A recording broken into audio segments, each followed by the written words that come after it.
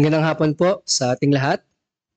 Kagaya nga po ng nasabi ni Pastor kanina, kung kayo ay inaantok o lumilipad ang isipan, ay wala po akong kinalaman doon.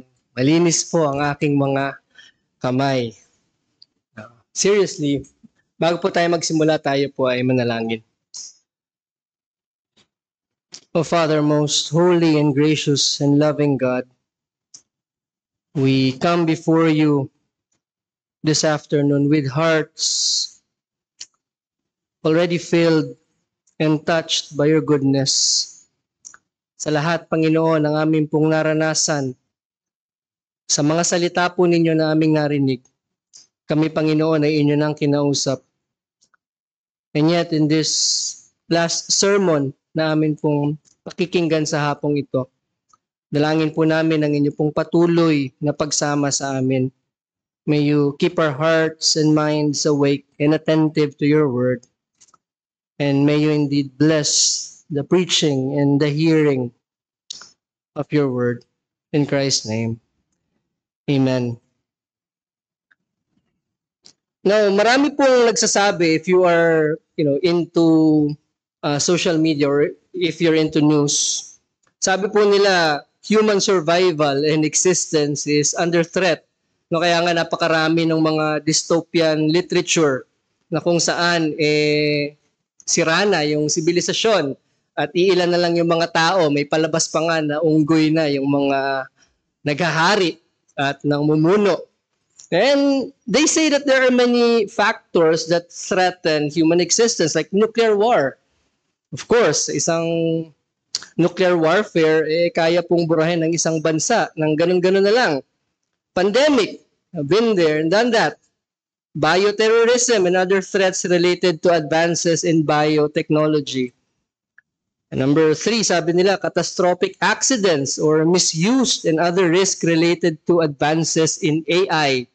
Sumusobra na po yung paggamit at pagdevelop ng AI. No? Sana hindi naman tayo dumating dun sa panahon ng iRobot, kung saan mga robot na yung nagko-control sa tao. Of course, that's far-fetched. And of course, effects of extreme climate change, environmental degradation, asteroid impact, genetic engineering, and the list goes on. But let's bring the question. That question is humanity under threat. Is Christianity under an existential threat? Ang Kristyanismo nga ba ay nasa ilalim ng isang banta kung saan ito ay maaring mawala at mabura? Now, if we observe and if we thoughtfully consider the world around us, it may seem that the answer is yes. And as one author puts it, sabi nila, the reason for this is because men have forgotten God. And because men have forgotten God, they have also forgotten man. That's why all this happened. At sinabi niya, ano ba yung all this that has happened? He enumerated this and I couldn't make a better list. So I copied to quote him, the same author again. Sabi niya, the widespread falling away from faith. There's this widespread falling away from faith. What I recall deconstruction, no, sa sinasabi nga nila. And it's not just something we hear. Alam natin, may mga alam tayo na ganong kaganapan dito sa ating iglesia mismo. The disintegration of the family. Isn't this what's happening? Lalo na sa kultura ng Pinoy, uso ang pag-abroad.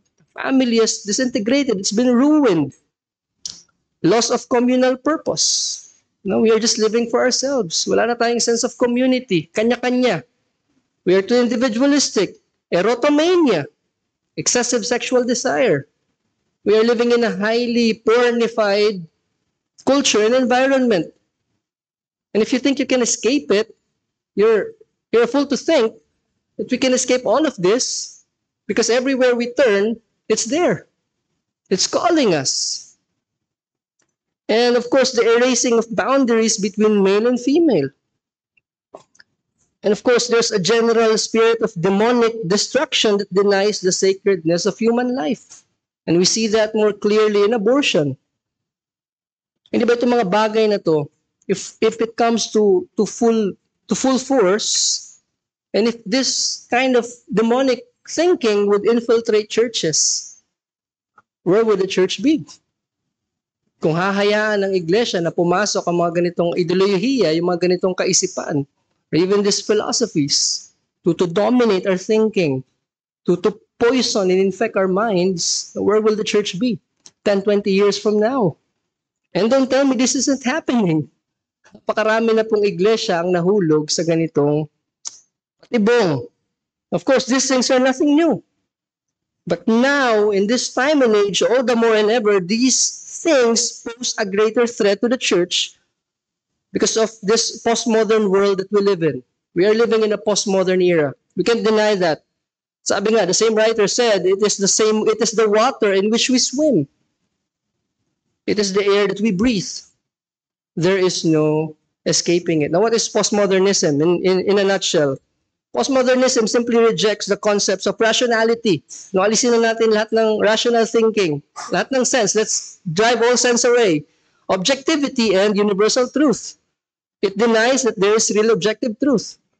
The truth is what you make it. No, masama ba yung ginawa nila Hitler? Depende sa kanila kung paano nila tinitignan yun. Kung sa kanila, mabuti yun, edi mabuti yun. But, that is foolishness at its core.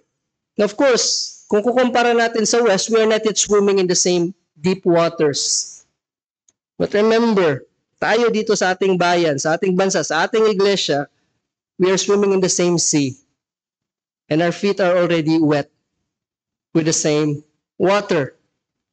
The question for us is, how do we navigate such waters? How do we continue to live without losing our faith?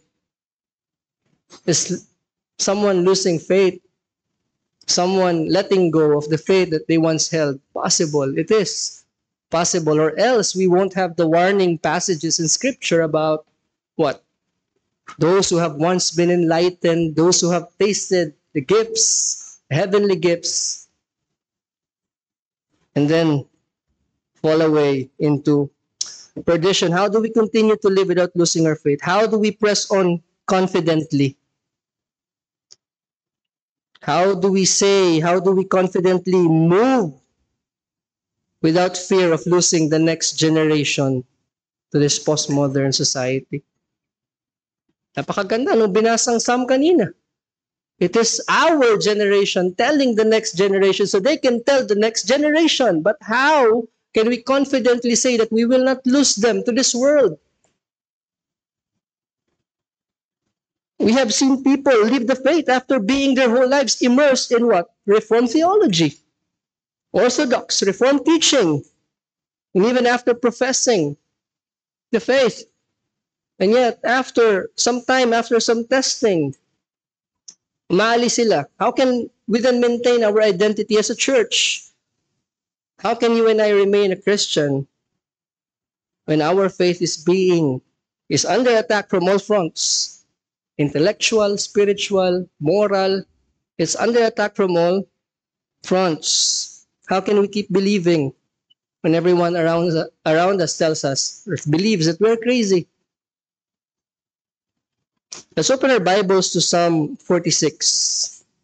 And it is my prayer that dito sa ating titignan, we find the answers to these questions. Psalm 46.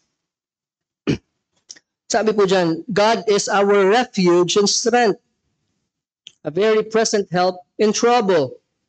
Therefore, we will not fear though the earth gives way, though the mountains be moved into the heart of the sea, though its waters roar and foam, though the mountains tremble at its swelling. There is a river whose streams make glad the city of God, the holy habitation of the Most High. God is in the midst of her, she shall not be moved. God will help her when morning dawns. The nations rage, the kingdoms totter. He utters his voice, the earth melts. The Lord of hosts is with us. The God of Jacob is our fortress. Come, behold the works of the Lord, how he has brought desolations on the earth. He makes wars cease to the ends of the earth. He breaks the bow and shatters the spear. He burns the chariots with fire. Be still and know that I am God. I will be exalted among the nations. I will be exalted in the earth. The Lord of hosts is with us. The God of Jacob is our fortress. Kung narinig niyo po at napakinggan niyo yung nasabi natin kanina, you would know what I mean. Perhaps you would have an idea when I said that this psalm would provide us with the answers that we need and the courage that we need, the strength that we need to persevere in these troubled and dark times. Yes, meron pong mga tunay na banta sa existence ng Kristyanismo. And believe me, if God had not been with her, with her church, with his church, Christianity would have been long gone, would have been long erased if God had not been her refuge and strength. Our text says God is our refuge and our strength. But it's easy to lose the strength or the force of that text. Kasi for most of us, wala naman tayong experience ng needing refuge except siguro pag may earthquake drill, magtatago lang tayo dun sa ilalim ng lamesa kasi yun yung sinabi ng instructor. But it hits differently kung ikaw ay nakatira dun sa mga war-torn countries na kung saan napaka-common nung magtatago kayo sa bomb shelter every time that there is an alarm that will be sounded. Or maybe kung nandun ka sa America, especially sa Central America, sa Midwest, kung saan may mga tornado, kung na-experience mo ng matago at maligtas ng tornado shelter, well, the concept of refuge, hits you differently. Alam mo, yung safety at comfort na ibinibigay ng isang refuge, ng isang kanlungan.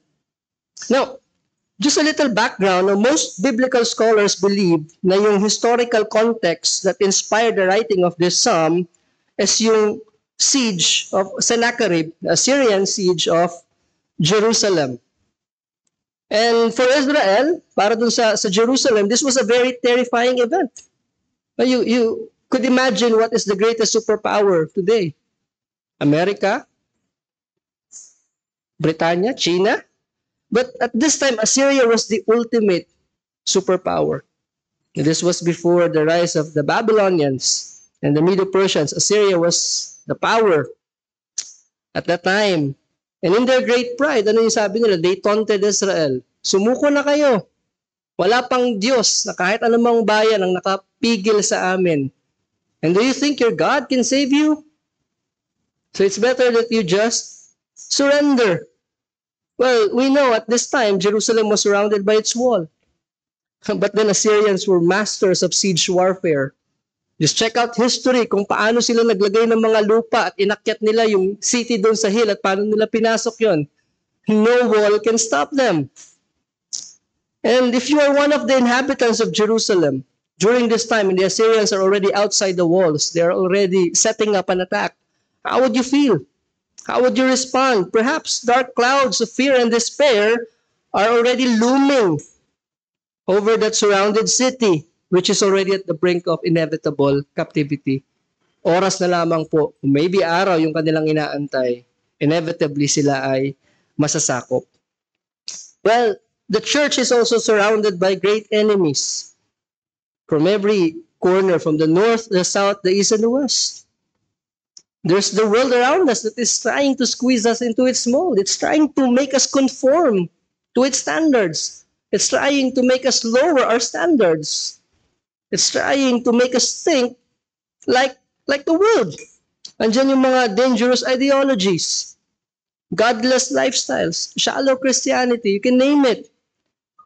Dagdag pa natin yung threat of persecution na malamang wala pa sa atin pero posibleng dumating. As the Lord Jesus Christ said, those who live godly, those who desire to live godly in Christ will suffer what? Persecution. And then of course there's wars and rumors of wars and calamities. But then think of it. How many years has the church stood these attacks? It has. And will survive all of this because again, God has been her refuge. It was God who has shielded her from all her enemies. But then again, babalik na naman tayo dun sa thought, it seems smooth sailing. There's no real major persecution as of yet. Although nandiyan na yung ingay ng mga LGBTQ. Yes, the government is still on our side at least. But that does not mean that we are not in danger of being infiltrated by the spirit of the times. There's still danger that's looming. And who propagates this spirit? It's the prince of the power of the air. The spirit that now works in the children of what? Disobedience. Just look at the churches at large.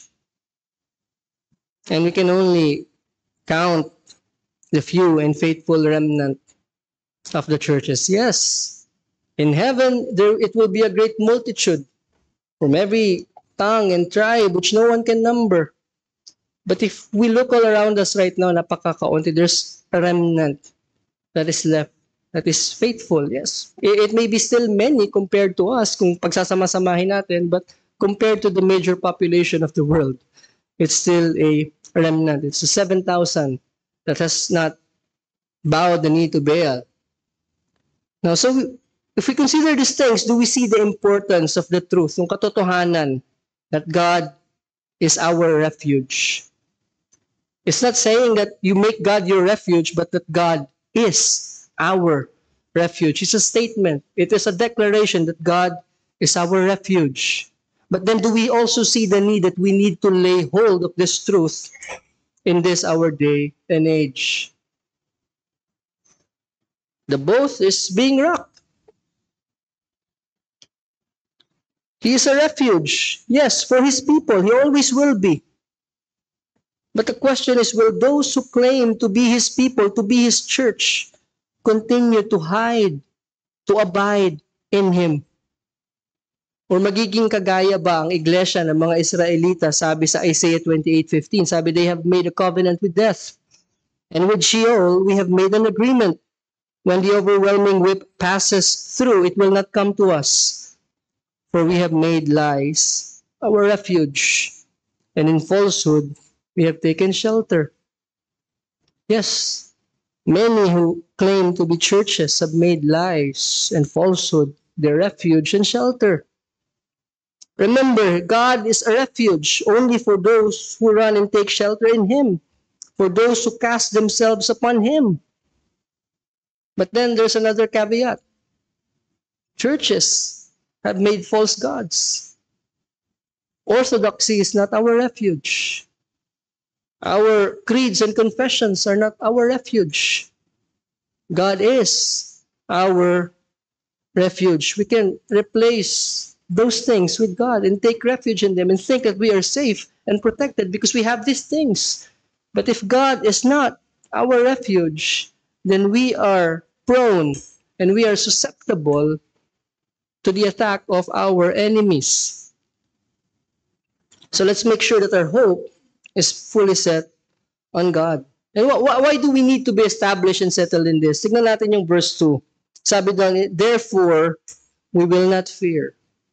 Now, if we can set our minds and hearts fully on the truth that the Psalm declares that God is our refuge and strength, a very present help in time of trouble, therefore, that's the result, we will not fear. It produces courage and boldness in us.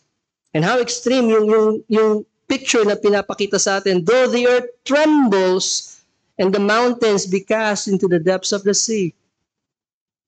Worse may come, but God is our refuge. Therefore, we will not fear. Let them bring their ideologies. Let them try to stop us from worshiping God. Let them try to make us renounce our faith. But because God is our refuge, we will not fear. And again, God is our refuge. The God of the Bible. All else is sinking sand. Naisipin natin ano ba yung mga bagay na nagbibigay ng banta sa existence ng church. Physical, spiritual, and how real these threats are. And then let's go back to the truth that God is our refuge. But then how can we confidently assert this truth if we do not know the God who is the refuge of his people?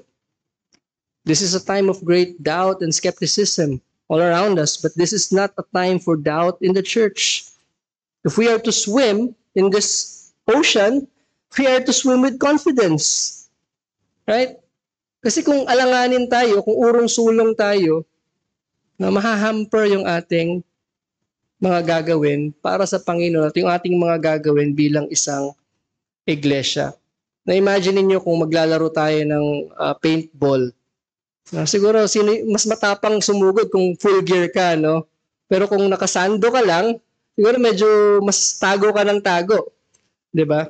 Mas ano ka kasi wala kang protection, pero kung naka-goggles ka, naka-gloves ka, may mga padding ka, siguro kahit 10 yung nakaharap sa'yo, okay lang sa yung humarap dun sa kalaban. Now, the thing is, if we know, if we are fully established in the truth that God is our refuge, that He is for us, no, kanina nabanggit, greater is He that is in us than He that is in the world, then we can navigate a culture around us with the right confidence that is rooted and grounded in God Himself. It causes us to move forward with courage. But again, we must first realize, before all of this makes sense, that we have real enemies. Yun yung isang mali natin ng modern church. We forget. And that's what the enemy has tricked us into thinking. It makes us forget that we are in a real spiritual battle with real spiritual enemies. Akala natin yung kalaban natin, yung mga Arminian, yung mga hindi natin kaparehas ng belief. No? Remember, we wrestle not against flesh and blood, but against principalities. Now, if we have been allowed to think that those are our enemies, then of course we will not be on guard against the right ones, against the real enemies, the real threat. And yet, the Psalm provides yet another reason for confidence. Yes, confidence in the fact that God is our refuge, but verse 5 says, God is in the midst of her. She shall not be moved. God will help her when morning dawns. Now, one interesting fact about Psalm 46 is it speaks about both war and peace. And verse 6 is where the wartime theme of this psalm is more evident. Ano ba sabi dun sa verse 6? The nations rage, the kingdoms totter, he utters his voice, the earth melts. That's a picture of war. That's a picture of an army that is marching and ready for war. Now, not only that God has declared to be our refuge, pero ano pang sinabi dito, that God is also in the midst of His city, of His people. God was in the midst of Jerusalem, and within Jerusalem is the real Israel, the real Jerusalem, the spiritual Jerusalem made up of the true people of God. But even then, even though mixed multitude, mixed crowd yung nasa Jerusalem, in keeping with His covenant promise, God was still in the midst of her. And He protected them from the enemy. And so we can apply this to the church. If this is the real people of God, then we can apply this to the church. In Revelation 21, 9-10, John speaks about the bride and the holy city coming down from heaven. They are one and the same. They are the church. And we are that city, and God is within our midst. God is within the midst of His church. Remember, Jesus is Emmanuel, God with us. Jesus is God tabernacling with men. He's dwelling in the midst of us and in us through His Spirit. That's why it's difficult to imagine that we think so little of the church when God is indeed in the midst of her. When Jesus Himself is dwelling in the midst of us and in us through His Spirit. No, kung isipin lang natin ito, kung talagang pagbubulay-bulayan natin itong mga bagay na ito, this thing should already drive out any fear or worry that we might have about how are we going to survive. But if we're not thinking about threats or about the real enemies and how we are going to fight them, then again, we have been tricked. We have been duped to thinking that we are not in a real spiritual battle. Ngayon, yung background po, babalikan natin kanina, Jerusalem was under siege. And Hezekiah, in his attempt, he was the king at that time, in his attempt to save the city, nagbayad siya ng napakalaking tribute. He had to empty the temple of its silver and gold. To no avail. Wala pong nagawa yun. And so, kumiling na lang siya kung saan talaga siya kakahanap ng totoong tulong. At yun ay sa Diyos.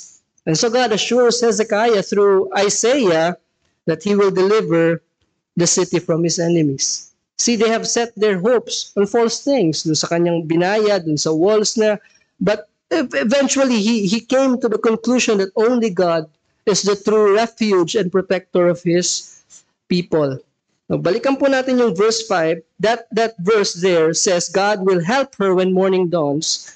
It refers to God fighting the war for His people. That refers to God fighting the war for His people. Because God is in the midst of His people, we can rest assured that He will fight for us. Because why? We can't fight for ourselves. We cannot defeat the enemy on our own. Yung phrase na when the morning dawns is from the context of ancient battles na kung saan nagsisimula po lagi sa bukang liwayway. So sa pagbuka ng liwayway, ang Diyos ang lalaban para sa kanyang mga tao. Because in verse 6, there's a raging army set to conquer and destroy, yet the God who is the refuge of His people, when He utters His voice, the very earth that they stand upon melts. See, that's how God takes care of His people, and that's how God still takes care of His church. Notice yung contrast ng peaceful picture ng verse 4 and 5. As we see the city of God that cannot be moved. No, while this is saying that while our enemies fume and rage, God is fighting for us, and yet we can still experience His peace. Verse 7, which is the refrain of the psalm, declares that the Lord Himself is with His people, that He is their fortress and their strength, meaning He is their protection. And the Lord of hosts who commands the armies of heaven is Himself with us. And that is the repeated cry of the psalm. The Lord of hosts is our help. And so again, babalik lang tayo, ano ba yung response natin in knowing and being reminded of these things. Therefore, we will not fear. We will not fear. We should not worry. But then there's even more to God just being our refuge, to being in our midst, to being our fortress, to being the one who fights for us. In verse 4, sabi doon, there's a river that flows, whose streams make glad the city of God. And again, city is the people of God. This is a very beautiful picture of God's provision, even in the midst of war. Remember, napapaligiran yung Jerusalem, and yet they have a continuous supply of water unless it has been cut off. Especially kung nandun ka sa sitwasyon na yun, what comfort does that water give you? It means that you can still last many weeks. Meron pang supply ng tubig. Jerusalem, if you look at it, was a city built on a hill. Wala po itong water supply na natural. But they have the spring of Gihon that rushes from underneath the city. And so nang ginawa nila, they channel this water into the city. Dumaloy dun sa mga pools, and one of them is Siloam, na kung saan naghilamos yung blind man na pinagaling ni Jesus and was healed. And so what this implies, ano yung sinasabi nito? That God Himself, that from God Himself flows streams of blessings that sustain His people and provide all that we need for our survival. See, God's provision proves His presence. Where God's presence is, His provision is there. Hasn't He provided richly for us as a church? Everything that we need.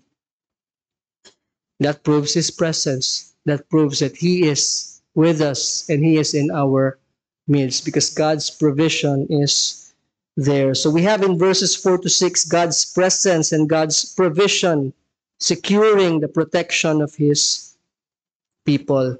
At dadako po tayo dun sa third stanza where we are commanded to behold or to look upon the works of the Lord. And what are we to behold here? Remember, this is a source of our confidence and courage. But here we are to behold the vindication of our confidence, of the believer's confidence. And this is the climax of Jehovah's contending with His enemies and the enemies of His people. Here we are commanded to envision the future desolation of all the Lord's enemies as He will someday vindicate His name. Our text tells us that God brings desolations on the earth. God makes desolate peoples and nations. No, alam natin yung Assyrian Empire, nasa na sila? Medo-Persian, the Babylonians, the Greeks, and the Romans. They have all been wiped out. Now, these mighty empires have been laid waste. And who did it? It was God who did it. And we are looking forward one day for all the enemies, for all the nations, the heathen nations that human rage against God will be wiped out. They will be laid desolate. Now, going back to the background again, tignan natin ano ba yung ginawa ng Diyos. What inspired the writing of the Psalm? 2 Kings 19:35 to 36.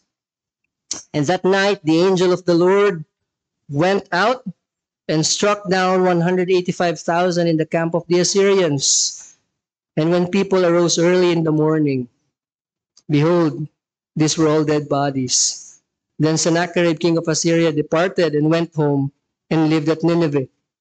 And as he was worshipping in the house of Nisroch, his god, Adremelech and Sharezer, his son, struck him down with a sword and escaped into the land of Ararat.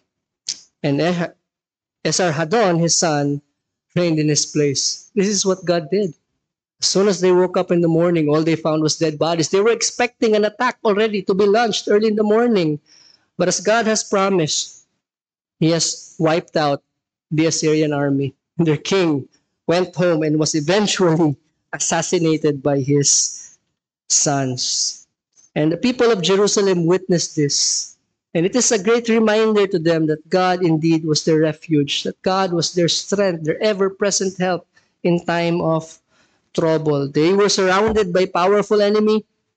It was not the walls, not their numbers, not their strength, but God Himself who was their refuge and strength that did it for them. You see, God not only makes wars cease, He brings peace.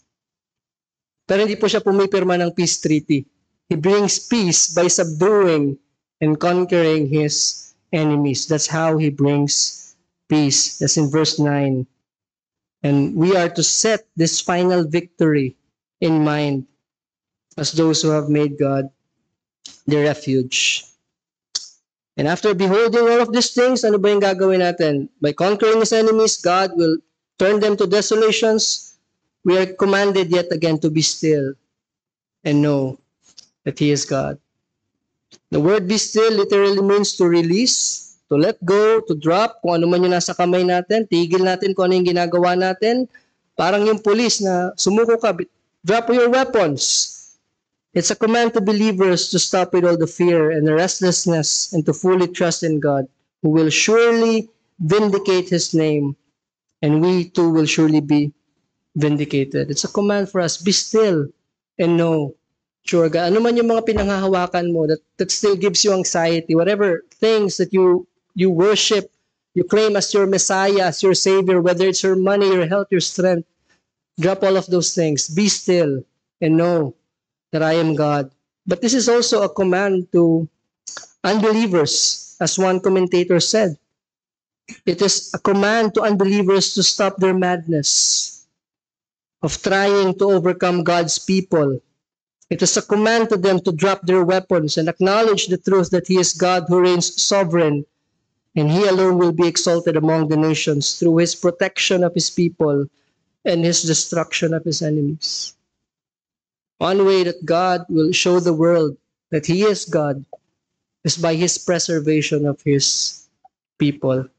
So kung ikaw alam mo, nakabilang ka dun sa tao ng Diyos, that should give us great comfort knowing that God has promised to vindicate His name by preserving His people in the midst of all of this madness. Now, para sa atin, mga mananampalataya sa bagong tipan, this truth of God being a refuge is actually taken to greater heights. Hebrews 6:18 to 20. Sabi ng writer, so that by two unchangeable things, in which it is impossible for God to lie, we who have fled for refuge might have strong encouragement to hold fast to the hope set before us. We have this as a sure and steadfast anchor of the soul, a hope that enters into the inner place behind the curtain, where Jesus has gone as a forerunner on our behalf, having become a high priest forever after the order of Melchizedek. Ano yung sinasabi nito? This verse speaks about those believers who have fled to Christ for refuge. Tayo yon. We know that Jesus is our only refuge. And what has He done? He makes our hope go beyond the veil. When before, people have to worship and wait for God's pardon behind the veil, Jesus Christ, being our forerunner, has split the veil and has entered into the holiest place and is there forever, being our great high priest, interceding for us, and therefore our hope goes beyond the veil. Yung po yung sinasabi. And therefore we can approach and come to God boldly. In the Old Testament, meron pong mga city of refuge na kung saan if you accidentally kill someone in self-defense, you can run to that city of refuge at yung maghihiganti sa'yo, hindi ka pwedeng galawin as long as you stay in that city of refuge. And that city of refuge is a type, a picture of Christ. No, you are safe from the wrath of the avenger.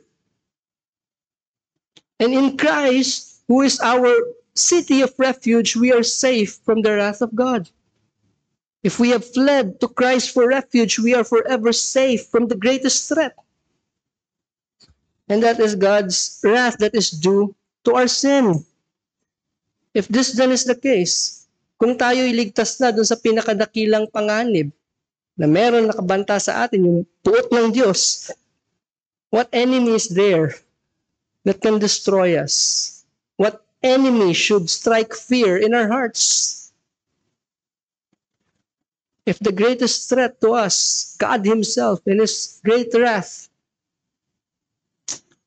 has already been taken away because of what Christ did, ano pang pwedeng magbigay ng banta, tunay na banta sa atin? Romans 8, verse 31, what then shall we say to these things? If God is for us, who can be against us? He who did not spare His own Son, but gave Him up for us all, how will He not also with Him graciously give us all things? Who shall bring any charge against God's elect? It is God who justifies. Who is to condemn? Christ Jesus is the one who died, more than that, who was raised, who is at the right hand of God, who indeed is interceding for us. Who shall separate us from the love of Christ? Shall tribulation or distress or persecution or famine or nakedness or danger or sword? As it is written, for your sake we are being killed all the day long. We are regarded as sheep to be slaughtered. Knowing all of these things, we are more than conquerors through Him who loved us.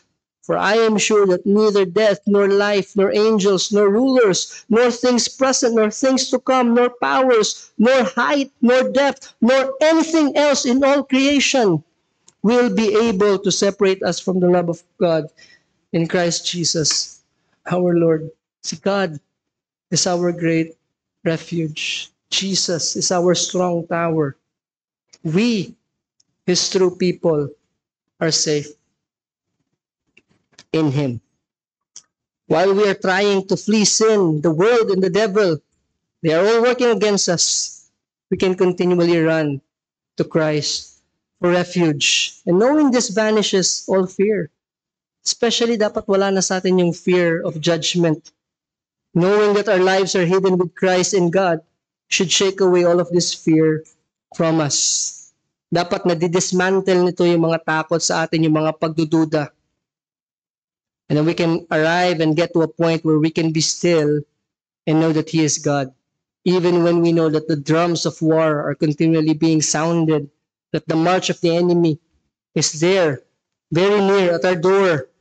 When the spirit of this age threatens us, we will not fear, for the Lord of hosts is with us. The God of Jacob is our strength. But now what? So how do we apply all of these things? Remember, this is not a time to be silenced by fear. That's what they're trying to do to us, to silence us. See, when we speak out the truth, they scream louder. Dinadaan nila tayo sa darag, sa pananakot, sa mga threats, sa mga banta. It's trying to silence us. They can't stand truth. See, these people of the world love darkness more than light. And if our light shines, it irritates them. That's natural. Of course, hindi dapat yung ugali natin yung nakakairita. Hindi dapat yung pamumuhay natin at yung ating mensahe. Kapag yung ugali natin nakakairita, dapat baguhin. Dapat tayong mag-repent. But then it should be our lifestyle. It's the way we think. It's our worldview. It's our demeanor that they can stand. This is not a time to be silenced by fear. We cannot be silent, as someone has said. All the more, sa panahon natin, mas lalo tayo dapat maging matapang na tumindig sa katotohanan. Kung nasan man tayo, sa ating trabaho, manindigan tayo. When all else is doing bad, let's do what is right. And if there's something that we see amiss in our lives, let's stop and let's do what's right. We can't cower in fear, thinking that they would think us strange. Yes, they ought to think us strange, that we do not run the same course as them. This is a time where we ought all the more to be bold in our proclamation of the gospel. No, pagka kasi alam natin yung theology, madaling excuse eh. Pananalangin ko na lang kasi liligtas naman ng Panginoon yan pag talagang ililigtas. Mananalangin na lang ako. Hayaan ko na lang. Baka mamaya gamitin si kapatid para ibahagi. When we have the chance. And what's the main reason? Fear. We cower in fear. Sa work, why can't we even say that we are Christians? Why can't we declare? Why can't we make a stand? And when we don't, it makes us all the more prone to compromise. Pag hindi tayo agad nagsabi kung ano tayo, kung ano yung pinaninindigan natin, mas madaling mag-compromise kung nandoon lang yung Christianity natin sa shadows. See, persecution may arise. We may suffer for the faith. The time has not yet come. Kalaban pa lang natin, antok, ulan, cellphone, yung pa lang yung mga kalaban ng pananampalataya natin. Wala pang pumipigil sa worship natin. For many of us, the battlefield is in our minds. Minds and the hearts of our children. So what ought we to do? We ought to valiantly fight. We ought to fight. We ought to pick up our weapons and fight. I encourage everyone, pick up an apologetic book. Not so that we can debate, but for the strengthening of our faith. See, there's an intellectual battle going on. At kung pakikinggan mo yung mga mensahe ng mga atheists, it can sometimes cause questions in your mind. And that's the time that we can use apologetics to strengthen our own faith so that we can also teach our children those things. It helps us. Remember, our faith is also intellectual. So we must guard our minds from these things. Yun yung purpose ng mga books, is for the edification. It's not for armament, para makipagdebate tayo, para kalabanin natin, tuligsain natin yung mga hindi sumasang-ayon sa atin. And that's pride, and that's foolish. It's counterproductive when we do that. It's to strengthen our faith. When you read about how the DNA is a program code, and it brings your mind to God who designed it, who created it, and you see how Christianity is indeed logical, and it makes sense, wow, it bolsters our faith all the more. It grounds our confidence in God Himself. Babalik tayo dun sa point that God is our refuge and our strength. Study the Word in order that we might be able to stand and use the sword of the Spirit. How can we fight and resist temptation kung hindi yung salita ng Diyos ang ating gagamitin? Meron ba sa atin ditong mas matatag, mas malakas kaysa sa Panginoong Yesus? And yet, He used the Word. Do not let the enemy do a sneak attack sa ating buhay, sa ating mga bahay. Remember, God is our refuge, but that is not a promise that He will keep every local church and every individual household and every individual believer. Yes, of course, there's a promise that He will keep all those who are truly His. But we can claim that sa buhay natin, that God is our refuge and our strength. He will be my protection. He will be my ever-present help in time of trouble. If we are compromising, if we are letting the enemy do his work in our minds and in our hearts. Yes, God promises to reward faithfulness. He promises to reward diligence, and He promises to reward those who eagerly await His appearance. But if we don't guard our eyes, if we don't guard our ears, if we are not watchful unto prayer, for all we know, maaring napasok na tayo while claiming that God is our refuge and strength, pero yung ating puso at isipan nandoon na, namamahay na doon yung mga ideas, thoughts that drive us away from God. But then we can always be confident as long as we know that we are abiding in Him through all the means of grace that He has provided. We can be confident that He is with us and He is fighting for us. See, church, God is our refuge and strength. Alam natin ito, na-experience natin ito through the many years of our existence. We are nearing our anniversary. But let us be careful lest we forget.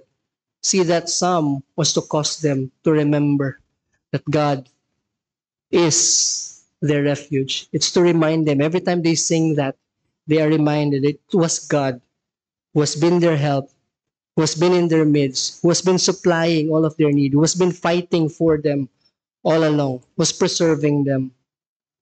But Israel, as we know, have forgotten all of these things. They have apostatized. And the church too might, if we forget.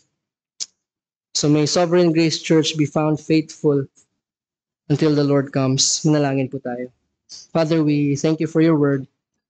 We ask that you would bless this word in our hearts today. Dalangin po namin, Panginoon, ang lahat po ng aming narinig na katotohanan, simula kaninang Sunday School, kaninang umaga at ngayong hapon, Panginoon, ay matanim sa amin pong puso at isipan at magbunga po ito, Panginoon, sa aming buhay. Sa pangalan ni Jesus. Amen.